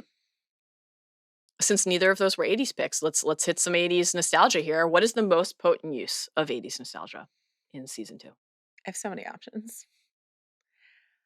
I think the Dragon's Lair arcade game, the Don Bluth animated arcade game, and that like takes a shot. Like unquestionable Don Bluth like look that is so specific is great. I think the Wheelers being Reagan Bush supporters and Dustin's mom being a Mondale supporter is... The payoff of panning Mondale for the first time is so good. Is really, really... Of course, Ted Wheeler is a Reagan supporter. Of course, yeah. We mentioned Ghostbusters, Aliens, Paul Reiser being here, of course. Goonies with Sean Astin being here. Hopper grabbing his hat, Indiana Jones style, when he gets rescued out of the tunnel. This is 1978. It's close though. Will does a body snatcher scream. When they're burning the tunnels. Yeah. That's a scary moment when he's like, convulsing and screeching. Noah Schnapp, great job. But biggest, and they've said this overtly, is Gremlins. Yeah. The Dart Dustin storyline is just Gremlins, essentially. Great stuff. Nougat aplenty. Yeah. Nougat aplenty. Bad batching it up. Is this where you want to talk about Margaret Thatcher? Okay, set it up for people who haven't rewatched recently. So, actually, we can also save it for the next category because that's when I have the Ted Karen. Okay, sure. Let's do it there. Yeah. My pick here is just I love the deployment of the arcade. Yeah, and the arcade is a hangout. When Dustin gets pissed about the Dragon Slayer and calls like overpriced bullshit, Adam has some very funny commentary on that whenever we watch that. And then Max with the high score. Mad Max, of course, is the name, and then Max is the high score on Dig Dug, which I played today for the first time on an arcade cabinet. Yeah. Gave it a go. I might have played it before when I was a kid and just don't remember, but got a little round in today. Seemed fun. I can see why Max really liked it. That was really fun last night when I was like watching Buffy with you and you're like, Adam, set up the Dig Dug. I want to report on it. Yeah, because we haven't. He's just, he's always just, why not? Why can't I get a turn? It was fun. And I love to we've got D&D obviously in season 1. Will be more prominent again in season 4. We have the arcade here. We'll have the mall in season 3. We have like the neighborhood pool. I love just these this arcade in the strip mall. This would be where like you bike to or where you ask your brother to drop you off. Like just like what was the hangout spot for kids at this period in time. I really like. So that's a fun one. Tough stuff for Keith. Not only with the cheese dust acne fingers, and it's not contagious. That's but intense. But like trading favors for a date with Nancy. A good moment for Mike. It's a good moment for Mike when he's like, "I'm not pimping out my sister." A rare good Mike moment in season 2. He's got a couple. 80s parenting. We have some notes. Before you get to the Wheelers. A lot of candidates as always. I gotta put your guy in my crosshairs and say 11 leaves the state. Yeah. And Hopper doesn't even know that it happened. Yeah.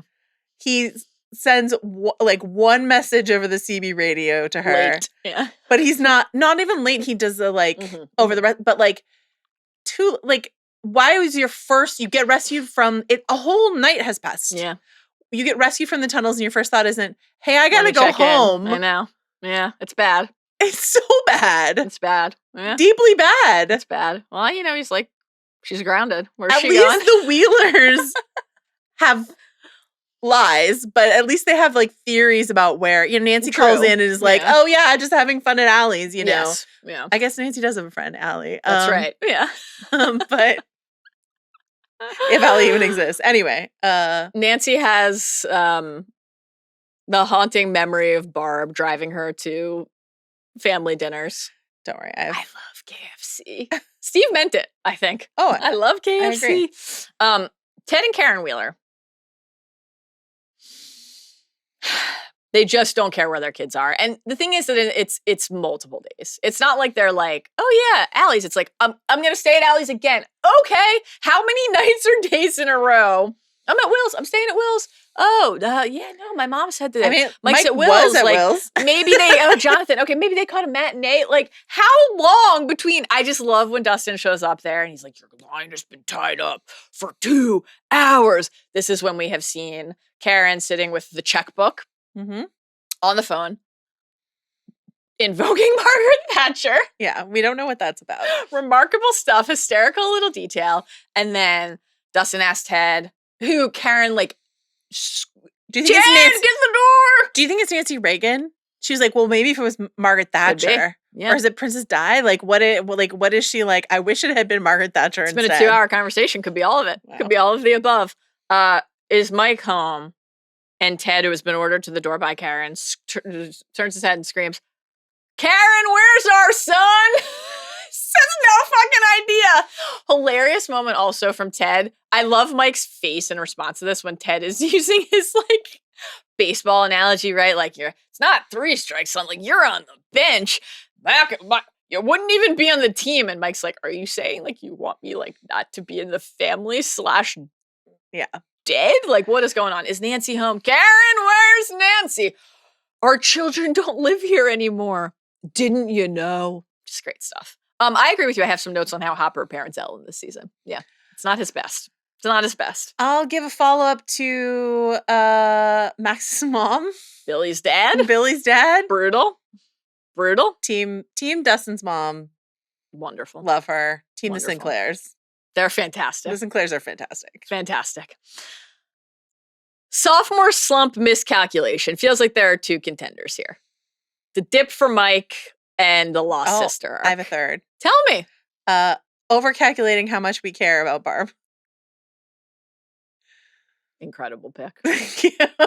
Incredible. Barb, your number one enemy, but everyone on the internet was like, justice for Barb. So they were like, oh, we got to make a lot of season 2 about finding The justice quest for for Barb. Yeah. And it's like, yeah, you and I don't care. When I think about Nancy and Jonathan going to Murray's, I genuinely think about, like, the vodka, the pull-out joke. They're there because of Barb. Their whole arc this season is about Barb. I do find Nancy's, like, guilt over the withholding of the truth and where that has, like, the kind of continuation then of the loss and suffering and pain, like with Barb's parents selling the house and Nancy's guilt.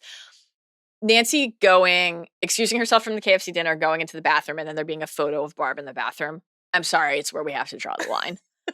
I don't want a photo of Barb in the fucking bathroom. I actually think no family photos in the bathroom. Barb or it's otherwise. a good rule. It's a good rule. I thought this might be where you shit on Mike, but this is a great pick. This is why Mike you're sucks. a legend. I'll have way more time to talk about that. Mike's really going through it. He misses Elle, you know? Sad. Okay. The pain of young love lost. Okay. Sitting there with his walkie every night. Sure. Tragic. This is where I had, of course, chapter 7, The Lost Sister, which I think, like, again, miscalculation in general. I do think the placement in the season is, like, outright unforgivable. To break up the spy and the mind flayer 6 and 8, it's nuts. Like, we're just absolutely in the thrust incredible of the episodes. climax of the season. Yeah. More broadly, just, like, separating Elle the way that she is separated from the rest of the kids for the bulk of the season, real mistake. And yet, I will say, I'm glad that the miss here, the whiff, and the way that this was received did not stop them from going back in season 4 to play with the, like, who were the other kids. Yeah, lore. but you will notice that they just yada quick little over Callie in season 4. Yeah. But yeah, but it did stop a misguided spinoff. So Thank there's God. that. Yeah, thank God. The Fitter Hair Lord for season 2. Are we returning to Farrah Fawcett? Want to come back to a clip we've already heard before? Let's do it again. Actually, I do. Use the shampoo and the conditioner, and when your hair is damp, it's not wet, okay? When it's damp, you do 4 puffs of the Farrah Fawcett spray. It's remarkable. Honestly, a moment that deserves revisitation. I agree. Honestly, I think we've crushed this assignment. The payoff then, as we've already mentioned, of Dustin showing up to the snowball with his new hair The best. Incroyable. It's the best. Also, you know, Steve in his Risky Business Tom Cruise look. Good. Very good. Very good.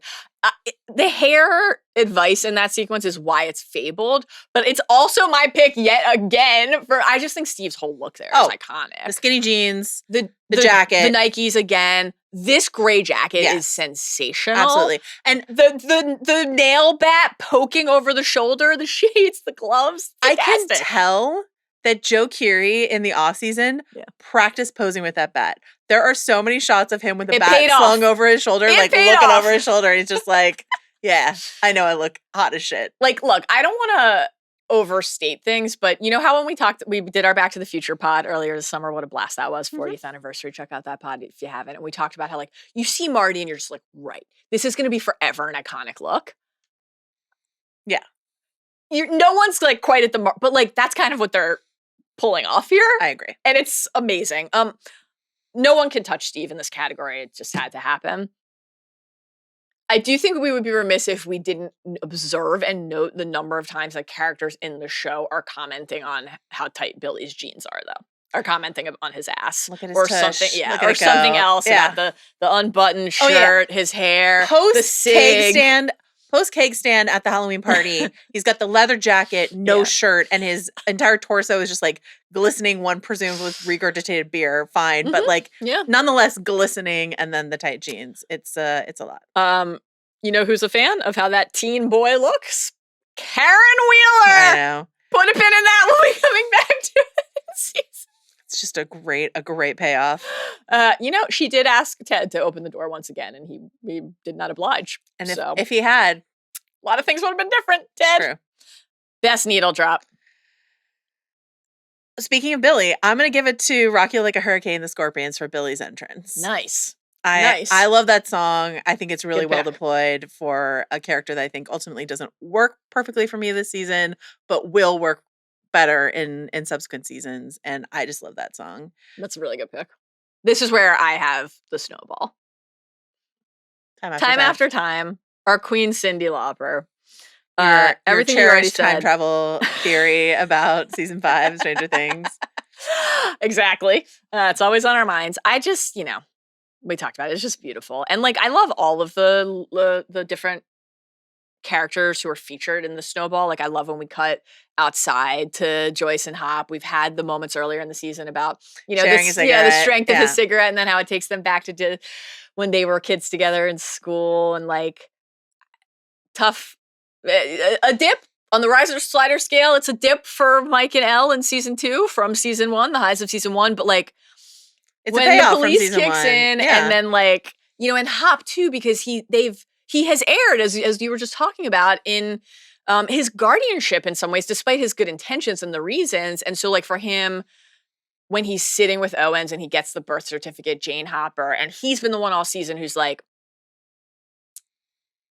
don't be stupid. We've got our don't be stupid rules, stay inside. And he's like, you're telling me it's going to be a year before it's safe. Like, what? I need one night. Like, I need to let this kid go be a kid. And then she walks in, and the look on Mike's face, and they dance, and Max and Lucas share a kiss. And like, it's just all so sweet. Obviously, we already talked about, and you picked and celebrated the just beautiful, the beautiful gesture from Nancy. I think even more devastating to me than Dustin literally crying on the bleachers is that one pan prior when he's just standing alone after striking out a couple times, like looking around and seeing everybody else paired up. And like, boy, really it just takes you back to feeling that way when you were a kid or an adult. Like you kind of never stop feeling that way. And it's really beautifully captured there, So I just love that scene so much.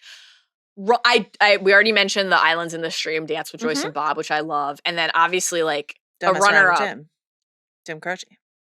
Incredible stuff from Hop, the snap, the wiggle, his anthem, get the tunes pumping to clean up the cabin, and then let's just say it now. I don't mind spoiling for season 3. This song comes back. It comes back. And we will be talking about it then because it's one of the best moments. It's a very good moment in the season. For an incredibly toxic character. He's my favorite and I love him. If this had Netflix subtitles, wait, it does.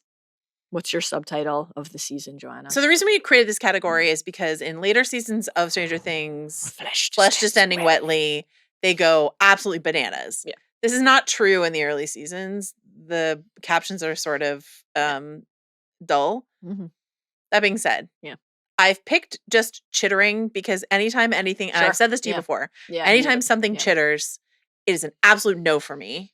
This goes back actually to reading Jurassic Park. Anytime something chitters, I am out. There's a lot of chittering on Alien Earth right now. Been thinking of you. Okay, well, can't wait to get all gooped up for that. A lot of chittering. So I'm just going to give it to chittering. Great pick. You abhor a chitter. You abhor a crevice. Yeah. But you love an ocean vista. It's true. Okay. This is an actual sequence of subtitles. Okay. This is from episode 4, Will the Wise. And it is when Hopper is digging the hole. Okay. On his way down to the tunnels. Okay. These are all presented to us in brackets. It's one word in a bracket, and here's the sequence. Quote, squelching, panting, grunting, air hissing. I knew grunting would be in there. Bubbling. Interestingly, also the subtitles for my Jim Hopper fanfic. Can we find it on AO3 right now? Don't tempt me. Is your username on AO3 Rage Issues in a Hawaiian shirt? It's spin in the wind. I just love him. Rated E for explicit.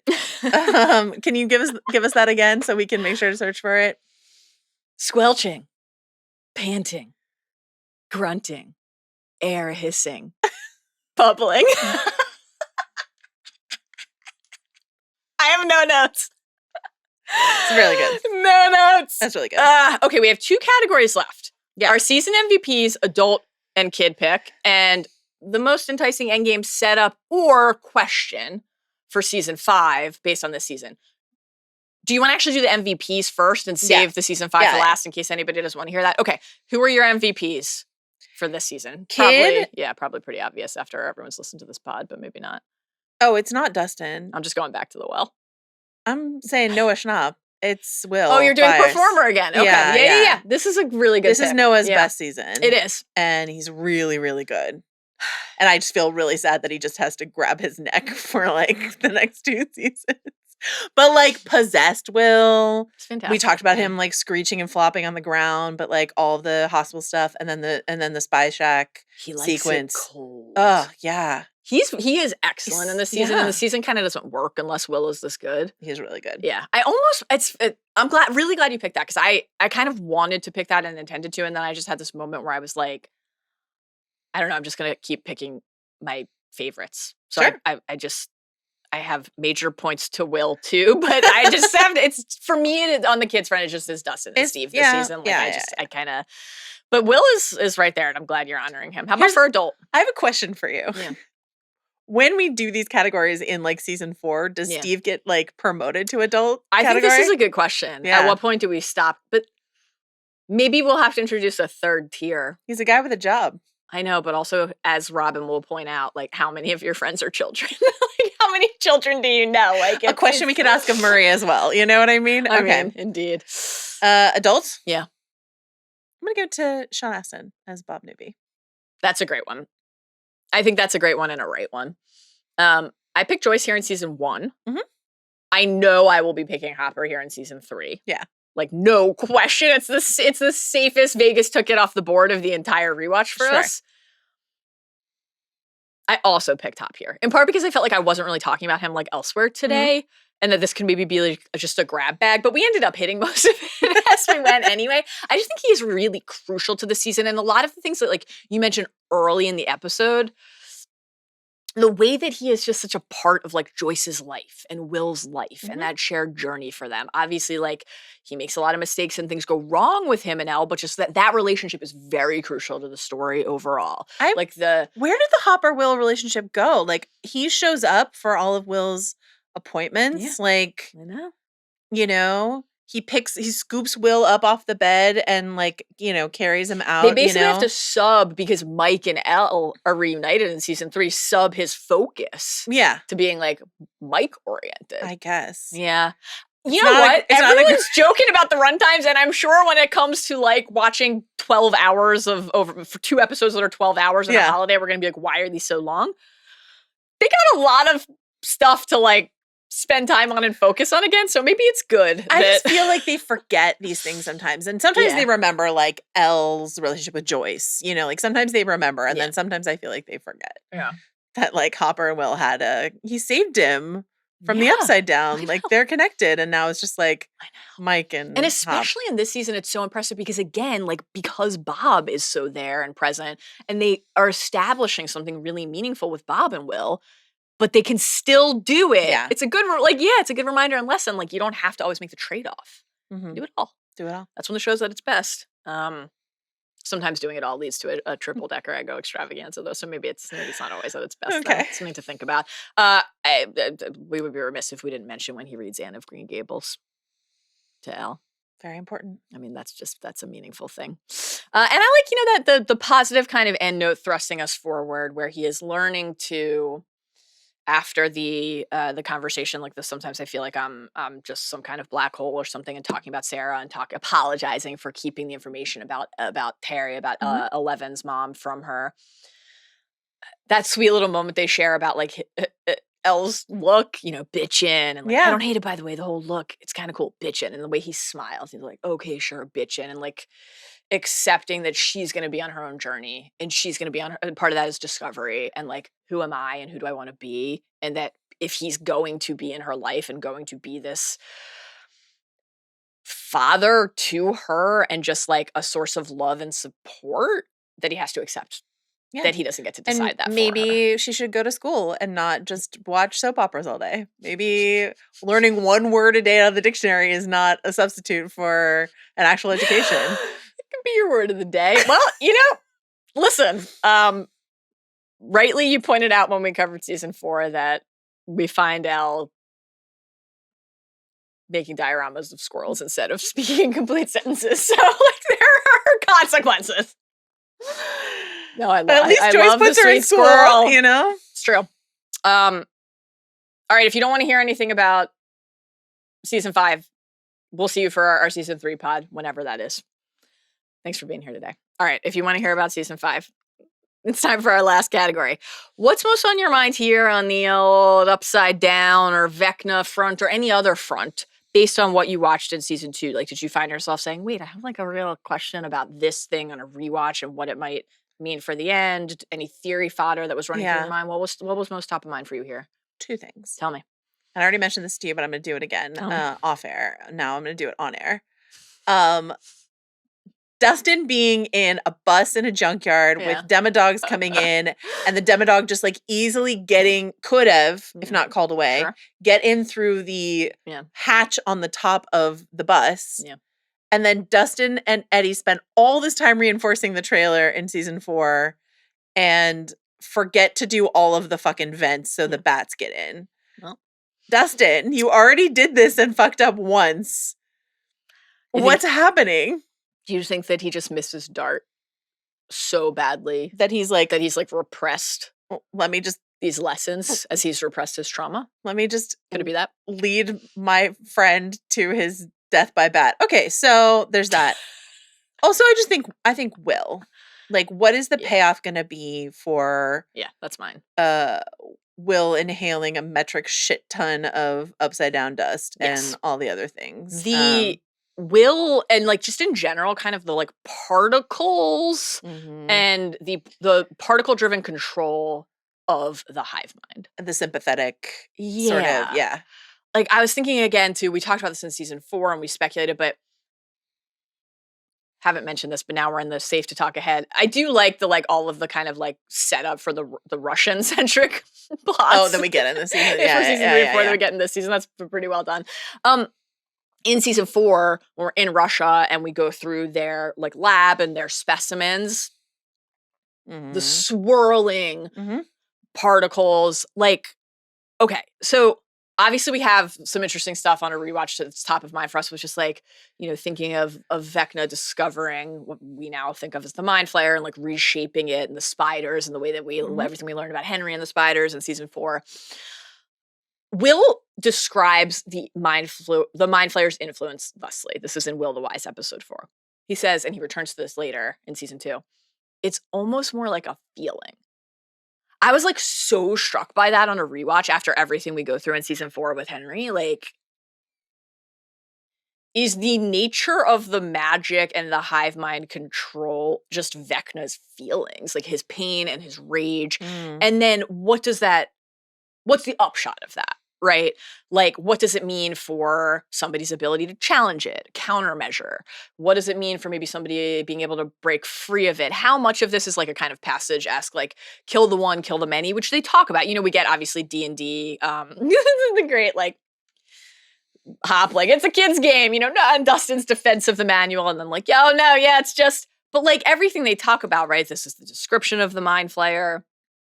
A monster from an unknown dimension so ancient it doesn't even know its true home, etc. Talking about the destruction of our world. You know, season 4, obviously the ruptures and the cracks that open in Hawkins and the state of peril that Hawkins is in.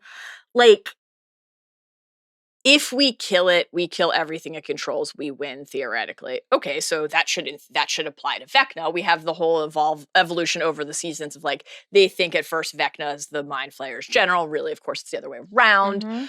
So, okay, if you take out Vecna, you take out the whole thing, or do you? This gets back to the Horcrux idea. Like, they burn the Mind Flayer tendrils and particles and smoky essence out of Will.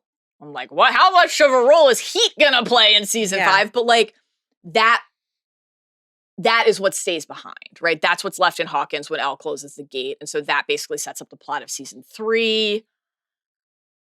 Can they do a kill the one, kill the many if there's like a Horcrux-esque anchor for Vecna in the form of the hive mind? Like, which direction do you think they're gonna go with that? Right. Is there going to be something of like, because Will can still feel him. Yes. In later seasons. Yes. So His favorite. The old back of the neck. So like, is Will, like, do we have to kill Will? Right.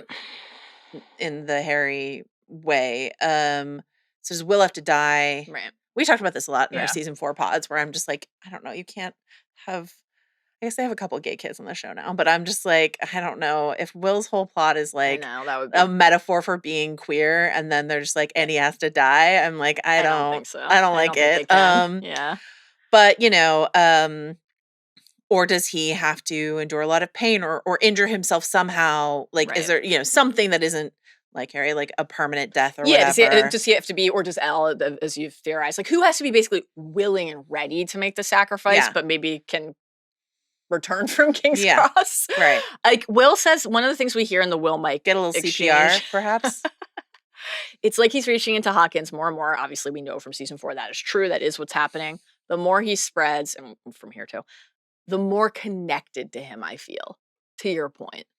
Like, we talked about potentially, like, is Vecna the big bad of the final season, or is it 11? Is it Will? Like, you know, is it one of these two kids who have been infected or impacted or connected to Vecna?